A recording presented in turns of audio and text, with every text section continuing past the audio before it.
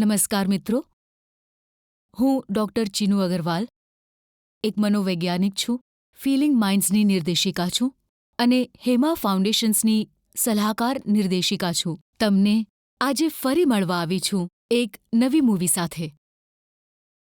મિત્રો, તમે લોકો એટલી સારી રીતે હેમ વર્ચ્યુઝમાં રજિસ્ટર કરીને પાર્ટિસિપેટ કરો છો, તેનાથી હેમા ફાઉન્ડેશન્સની આખી ટીમનો ખૂબ જ ઉત્સાહ વધ્યો છે.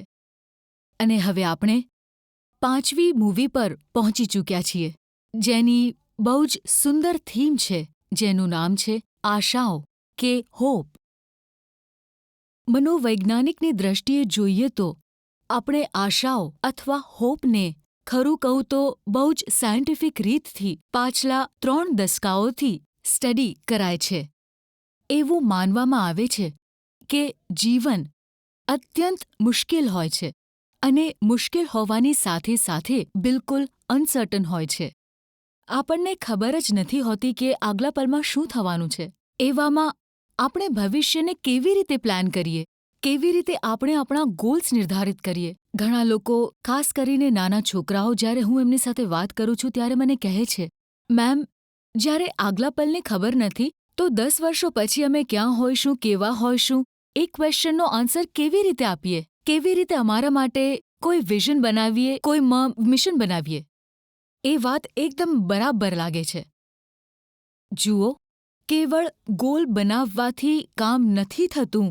તમારે એના માટે એક પ્રકારનું ઓપ્ટિમિઝમ કે હોપ કે આશાની પણ જરૂર હોય છે કે despite of all the challenges and difficulties that life poses at us, ત્યારે જ બધું બરાબર થશે.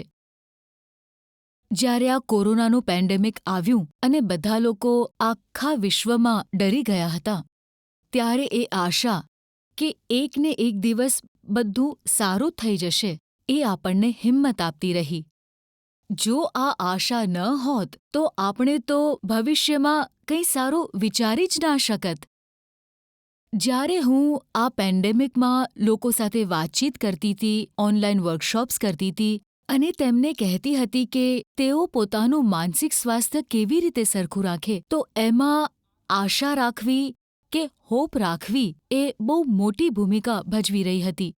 એકવાર મેં લોકોને કહ્યું હતું કે જુઓ, આપણી પાસે 2 ચોઇસીસ છે. કાં તો આપણે ભવિષ્યને એકદમ અંધકારમય માનીએ. કંઈક ને કંઈક તો ઇમેજિન કરવું પડશે ને કે ભવિષ્યમાં શું થશે. જ્યારે આપણે ભવિષ્યને હોપલેસનેસની દ્રષ્ટિથી જોઈએ છીએ, નિરાશાની દ્રષ્ટિથી જોઈએ છીએ, એન્ઝાયટી કે ચિંતાની દ્રષ્ટિથી જોઈએ છીએ, તો તેનાથી શું થાય છે? તેનાથી આપણું મેન્ટલ, ઇમોશનલ, હાર્મોનલ ડિસબેલેન્સ થઈ જાય છે. આપણે ઇમોશનલી અપસેટ થઈએ છીએ અને વર્તમાનમાં કંઈ પણ કરવા નથી ઈચ્છતા અથવા કરી નથી શકતા.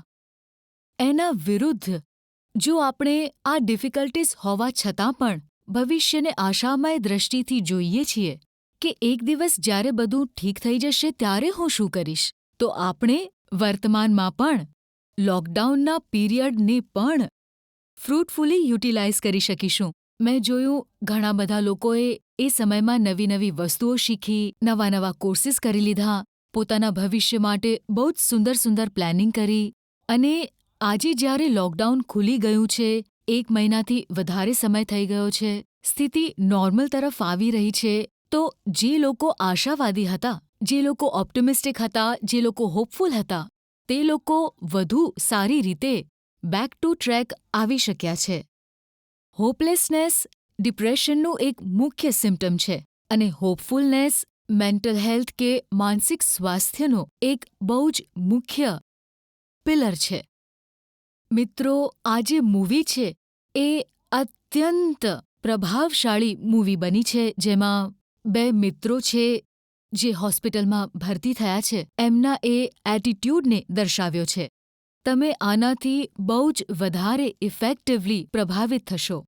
આ મૂવીને જરૂર જુઓ અને ત્યારે એની પહેલાંના MCQs, પછીના MCQs સોલ્વ કર્યા પછી જે ટાસ્ક આના પછી તમને અપાયા છે એને પૂરા એન્થુઝિયાઝમ સાથે પૂરા કરજો. તમને લોકોને તો ખબર જ છે. હવે આપણે દરેક મૂવી પછી જે છોકરાઓએ સરસ રીતે બધા જ MCQs સર્વે ટાસ્ક્સ પૂરા કર્યા છે એમને પુરસ્કાર આપીએ છીએ. 5 છોકરાઓને દરેક વેબિનારમાં પુરસ્કૃત કરીએ છીએ. આશા કરું છું તમે બધા ખુશહાલ રહેશો આપણી આગલી મુલાકાત સુધી. નમસ્કાર.